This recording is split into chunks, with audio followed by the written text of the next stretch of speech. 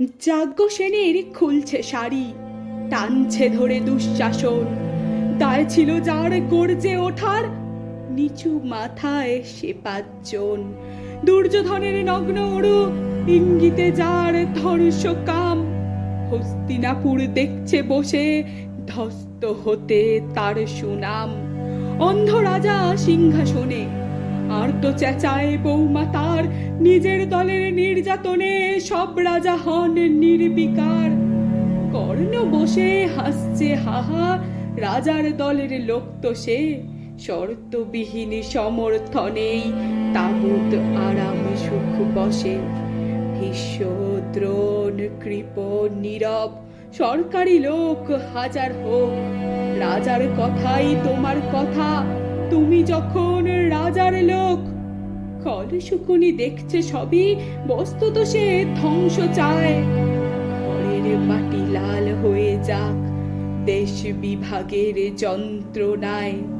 সুশীল সভায় ঘটছে যখন রাজ অপরাধে জঘন্য, ঠিক তখনই তার বিরোধে চেঁচিয়ে ওঠে বিকর্ণ।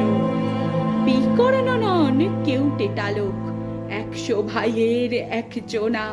তেমন করে এর আগে কেউ তার কথাটাই জানতো না। যত গৃহে কারেন্নিরা, অন্তত তা নেই লেখা। ভীমকে যখন বিষ খাওয়ালো, তখনও তার নেই দেখা। কিন্তু যখন প্রকাশ্যেতেই কাটছে নারীর আব্রু কেউ, স্তব্ধ জীবের চুপ সাগরে বিকর্ণ হন একলা ঢেউ। চেঁচিয়ে ওঠেন রাজার কুমার যুবরাজের বিরুদ্ধেই।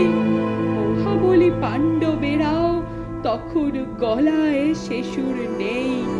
রাজাও যখন নীরব থেকে সায় দিয়ে যায় ধর্ষণে, ঠিক তখনই সমস্ত যুগ বিকর্ণদের সরসনে। আমরা যারা কিচ্ছুটি নই, একটি মোটে ভোট কেবল, অত্যাচারের সামনে এলে সঙ্গী শুধু চোখের জল। পোষ্যভাবে যাবনা চেবাই অন্ধ এবং নিকর্ণ। প্রার্থনা থাক আমরা যেন একবার হই বিকর্ণ। মরার আগে হতেই হবে রাজার সভায় বিকর্ণ।